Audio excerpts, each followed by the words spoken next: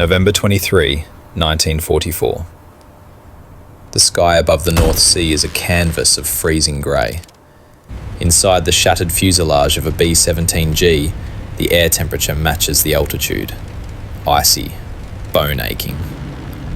This aircraft, the Bad Czech, belongs to the 390th Bomb Group. It is heading for home. Hours earlier, the formation had savaged the marshalling yards near Ham, deep in the German heartland.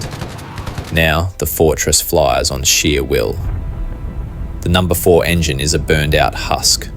The tail gunner's position is open to the wind, the heavy armour plate peeled back like a sardine tin. On the port wing, a monstrous hole, torn by flak and cannon fire, spans half the chord. The wing spar is visible, fractured but refusing to break. The pilot, Lieutenant Charles Silsby, fights the heavy controls. Every gust of wind threatens to tear the aircraft apart. Blood has frozen to the metal deck plate around the radio compartment. The crew is silent, staring through the plexiglass, calculating the seconds left of fuel. They flew into combat believing in the strength of this machine. Now, they were testing the limit of that belief. They were bringing the impossible home. This was the brutal reality of daylight precision bombing. The only way to cripple the Nazi war machine was to fly directly into the eye of the storm. The story of the B-17 is inseparable from the doctrine of daylight precision bombing. The United States Army Air Forces, USAAF, entered the war with a fiercely held belief that air power could win the conflict by surgically destroying the enemy's economic heart.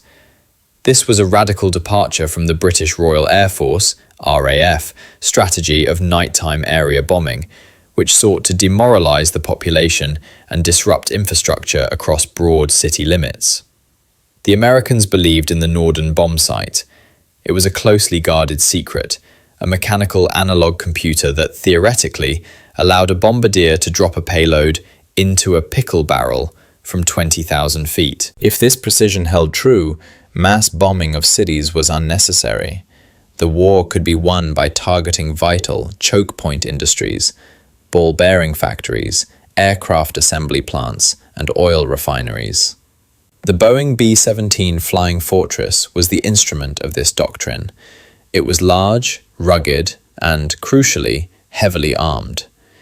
Its designers believed that a formation of B-17s, bristling with machine guns, would be so formidable that it could fight its way to the target and back without a fighter escort. The phrase used was that the bomber was a self-defending weapon. In 1942, the 8th Air Force arrived in England, establishing bases across East Anglia. The initial raids were small, hesitant probes into occupied France. The targets were manageable, the opposition relatively light.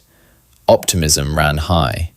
Air commanders spoke of knocking Germany out of the war by the end of 1943. But as the B-17s pushed deeper into German airspace, the optimism collided with reality. The German air defense network, the Reichsluftverteidigung, was a formidable, integrated system.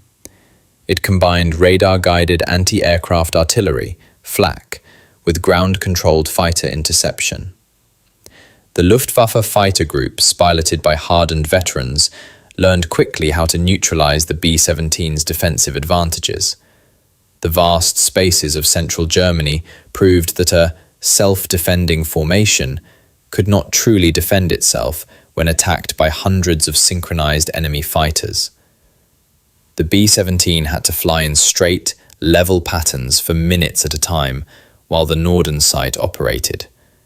This made the formation a predictable, vulnerable target. The losses began to mount dramatically, moving from a manageable few to catastrophic percentages, threatening the entire strategic bombing campaign. The immediate goal, however, remained unchanged: to systematically tear down the Nazi ability to wage war, one factory at a time. The commitment was absolute, regardless of the cost. The strategic goal of the US 8th Air Force was to systematically dismantle Germany's capacity for war by hitting the infrastructure that fed its military machine. The most critical targets included aircraft factories, which directly impacted the Luftwaffe's strength, and synthetic oil plants, which fueled the entire German military. The raids were not mere exercises in destruction. They were high-stakes gambles that played into the enemy's hands if the losses proved too steep. By the summer of 1943, the raids were pushing deep into Germany. The airmen were learning the hard way that the B-17's reputation as a flying fortress was often overstated. The defensive power of the 13.50 caliber machine guns was potent, but it could be overwhelmed. The Luftwaffe fighter tactics quickly evolved to counter the American formations. Initially, they attacked from the rear or the sides. The B-17's heavy armour in the tail and the overlapping fire of the combat box formation made these passes costly for the Germans. So, the Germans adapted. They began to implement coordinated head-on attacks. German aces like Major Günther Lützow recognized that the B-17 had less defensive firepower and armor protection in its nose section. Pilots of the Messerschmitt Bf-109 and Focke-Wulf FW-190 would approach the formation from the 12 o'clock position, often flying through the formation at relative speeds of over 500 miles per hour. This gave the American gunners only a few terrifying seconds to react. Even more devastating was the introduction of rocket-firing fighters. German units began to carry heavy cannons and later unguided air-to-air rockets. These weapons allowed the German pilots to strike from outside the range of the B-17's 50 caliber defensive machine guns. A single rocket hitting a fortress could shear off a wing or detonate in the fuselage, causing catastrophic damage. The increasing effectiveness of German defences led to a crisis of sustainability. During the critical period of late 1943, the loss rate often exceeded 10% of the total force on a single mission. This was a statistically unrecoverable rate. Aircrews knew the odds were stacked against them.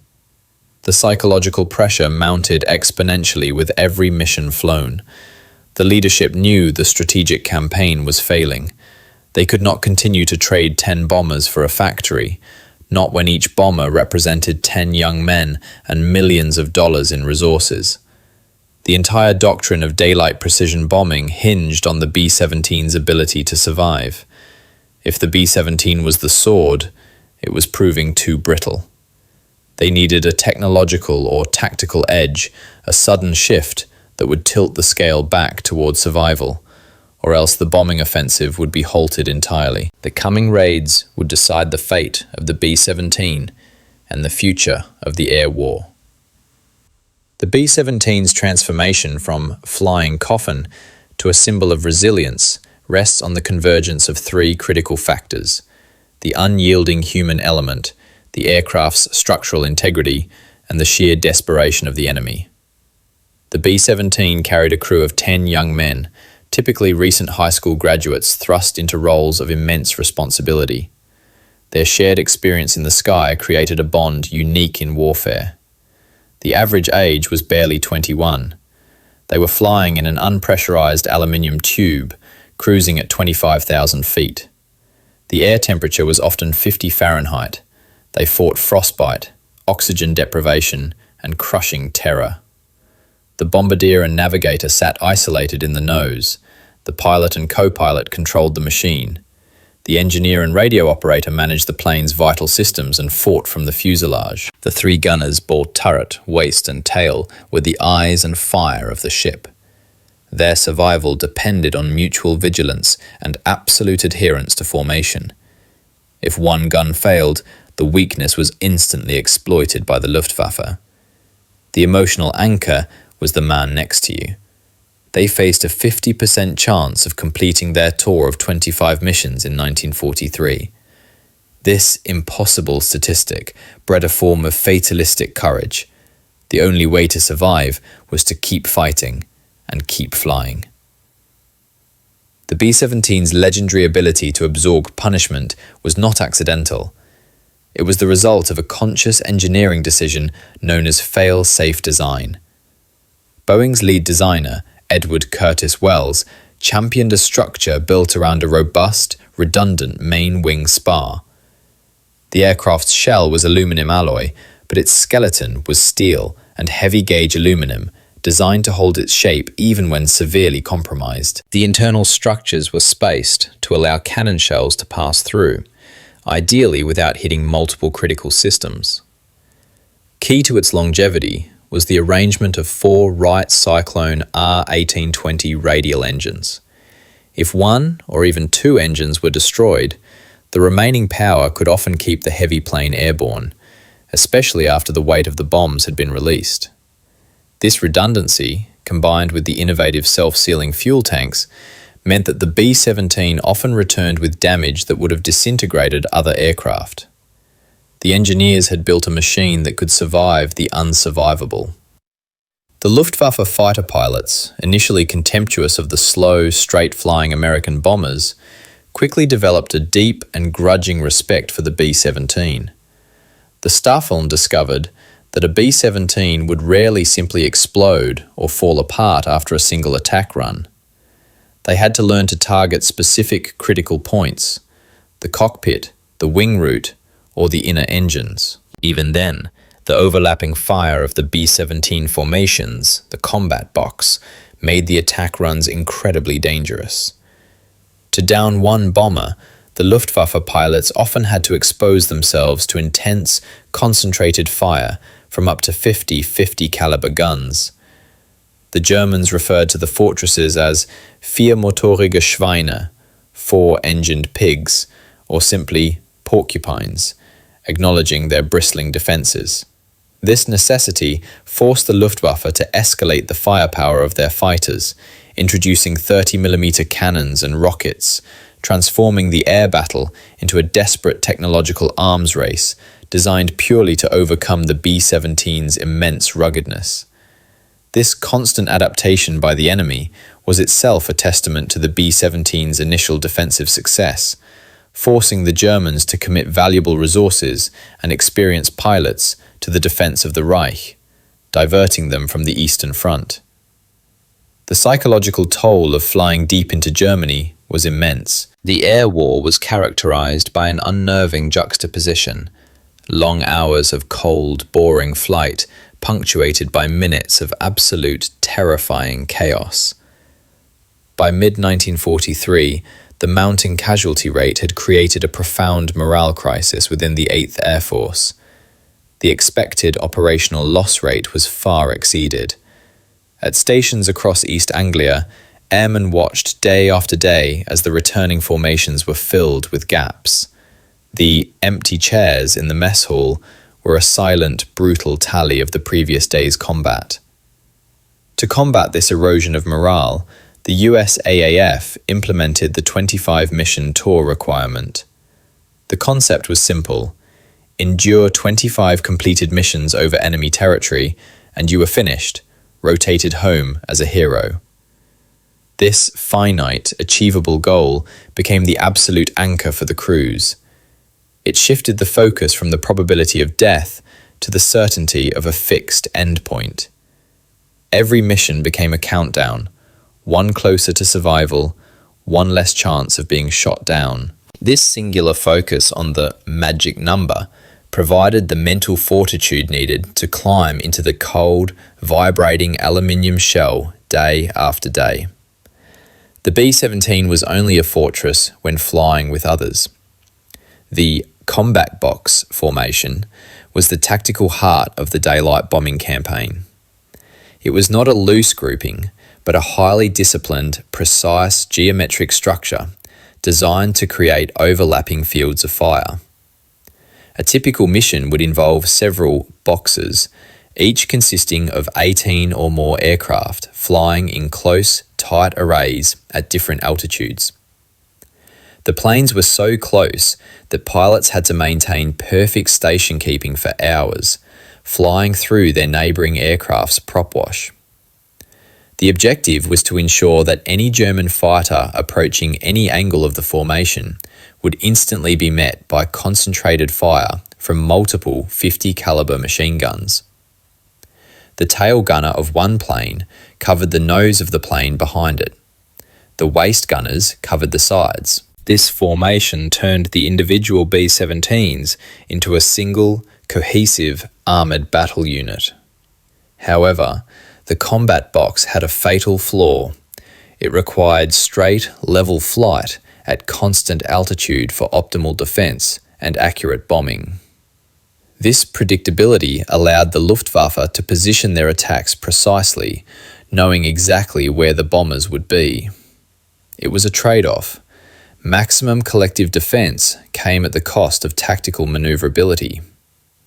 The campaign's success now rested entirely on whether the combined resilience of the machine and the relentless spirit of the men could hold out against the constantly evolving, overwhelming fury of the German defence. The next raid would push the doctrine, the crews, and the B-17s beyond their breaking point, forcing a reckoning. The climax of the B-17's early struggle against the Luftwaffe occurred on October 14, 1943, the Second Schweinfurt Raid, a day the airmen grimly dubbed Black Thursday. This mission was the ultimate test of the daylight precision bombing doctrine and the B-17's capacity for survival. The target was the city of Schweinfurt in Bavaria, home to 50 Belucks of Germany's ball bearing production. Ball bearings were the crucial, ubiquitous, friction-reducing component required for every engine, gearbox, and rotating assembly in the entire Nazi war machine. Destroying this singular target was considered a knockout blow. The 8th Air Force dispatched a combined force of nearly 300 B-17 Fortresses. The mission was organised into 2 wings, flying hours apart, intending to confuse the German defences. The second wing, carrying the main force, was led by Colonel Bud Peasley. From the moment the bombers crossed the German border near Aachen, the German ground control organisation, Himmelbett, guided the fighter squadrons toward them with relentless precision. The initial fighter attack was relentless. The Luftwaffe had amassed over 300 interceptors, utilising every major fighter Geschwader in the West. The tactics were brutal and effective. The B-17s were met not only by the expected head-on cannon attacks, but also by massed salvos of Werger 21 rockets, which shattered the cohesion of the combat boxes. The gunners fought until their ammunition boxes were empty or their oxygen ran out. The radio waves filled with desperate calls, often cut short by the explosion of a wing spar or the snap of a fuselage. Units reported seeing as many as 40 enemy fighters attacking one bomber box simultaneously. The sheer mass of the attack meant that even the legendary ruggedness of the B-17 could not hold out. Aircraft returned with incredible, mortal damage, a testament to the engineering, but the number of aircraft that did not return was climbing past the unsustainable threshold. The long, torturous flight to the target and back became a 5-hour gauntlet through continuous, heavy air combat. Every minute saw another B-17 descend into the cloud layer, crippled beyond saving. The reality of the campaign was reduced to the sight of smoking wreckage and parachutes blooming briefly in the cold Bavarian sky. The attack intensified on the bombing run to Schweinfurt. The German pilots, sensing a kill, pressed their attacks right through the bomb drop zone. At 2:39 p.m, the remaining formations dropped their payload onto the Fichtel and Sachs ball bearing plants, but the accuracy was compromised by the intense combat and the desperate manoeuvres needed to evade the fighters. The real catastrophe unfolded on the withdrawal. Having flown through a hurricane of fire to reach the target, the B-17s now had to fight their way back through the same alerted and regrouped fighter Geschwader. The Luftwaffe knew that the bombers were running low on fuel, their crews were exhausted, and their defensive ammunition was dwindling. They attacked with renewed vigour. The carnage was unprecedented. The sky over Frankfurt and the Eifel Mountains was littered with burning wreckage. One returning pilot, Lieutenant John Clark, reported seeing B-17s explode so close that he flew through the debris cloud. The sheer volume of destruction shattered the formation's defensive cohesion, making the surviving aircraft easier targets. When the ragged remnants of the force finally limped back over the North Sea toward England, the scale of the disaster became tragically clear. Out of the 291 B-17s that had lifted off that morning, 60 fortresses were shot down over enemy territory. 5 more crashed upon landing in England due to combat damage. Over 600 young Americans were killed or captured in a single day. Nearly every single surviving bomber was damaged, many beyond immediate repair. The loss rate for the mission stood at a staggering 20%. This was the strategic breaking point. General Karl Spaatz, commander of the US Strategic Air Forces in Europe, looked at the casualty reports and made the immediate, unavoidable decision. The B-17, for all its ruggedness and the courage of its crews, could not survive alone. The doctrine of unescorted daylight precision bombing was, effectively, halted. The campaign against vital German targets deep within the Reich, the very mission the B-17 was designed for, was judged strategically unsustainable. The American bombers would not return to the deepest, most heavily defended targets for months. The Schweinfurt Raid proved that resilience was not enough. It confirmed the B-17 was not an impregnable fortress, but often a flying coffin when unescorted. The entire costly operation proved only one thing. The bomber required a dedicated, long-range fighter escort to survive. The engineers had built a magnificent, tough machine, but the airmen could not win the war alone. The strategic pendulum had swung hard back to the Luftwaffe. Now the Allied command had to pivot, or the entire costly campaign of attrition would have been in vain. The outcome of the Second Schweinfurt Raid was a moment of profound strategic crisis for the Allied air campaign in Europe. The sheer, undeniable scale of the losses forced the USAAF to ground its deep penetration missions immediately. For 2 critical months following Black Thursday, the 8th Air Force avoided all targets defended by the German fighter belt.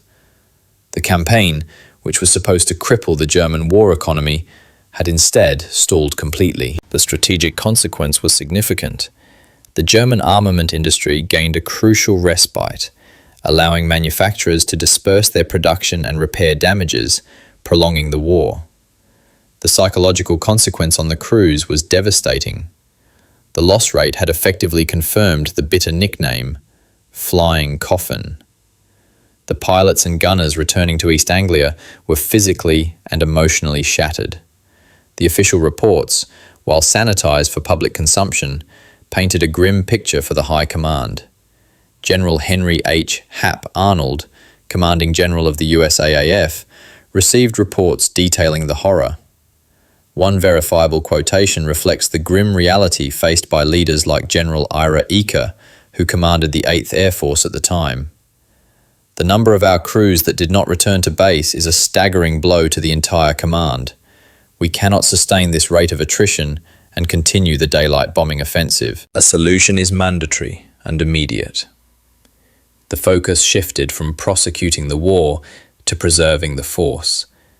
The airfields of the 8th Air Force became centers of morbid reflection. New replacement crews arrived daily, only to look at the empty squadron parking spots and calculate their own decreasing probability of survival. The morale crisis was profound, stretching the men's dedication to the breaking point. The strategic pause was not a sign of defeat, but a desperate move to save the daylight bombing concept from collapse. The B-17 had proven its physical toughness under fire. Reports detailing aircraft returning with rudders missing, 2 engines feathered, or fuselage gaps big enough to walk through were common. The story of resilience was undeniable, but the statistics proved that toughness was insufficient without protection. The war against the Luftwaffe was now a test of technology and endurance, and the machine that could fly the furthest and fight the longest would dictate the terms. The strategic impasse created by Black Thursday necessitated an immediate, radical change in doctrine. The B-17 was tough, but its weakness was range. Its effective protective fighters, the P-47 Thunderbolts and P-38 Lightnings, simply could not fly the full distance to deep targets like Schweinfurt and back. They had to turn back, leaving the bombers exposed for the critical hours over enemy territory. The solution arrived not from a new bomber design, but from a new fighter, the North American P-51 Mustang. The P-51, originally designed for the RAF, was retrofitted with the powerful Rolls-Royce Merlin engine.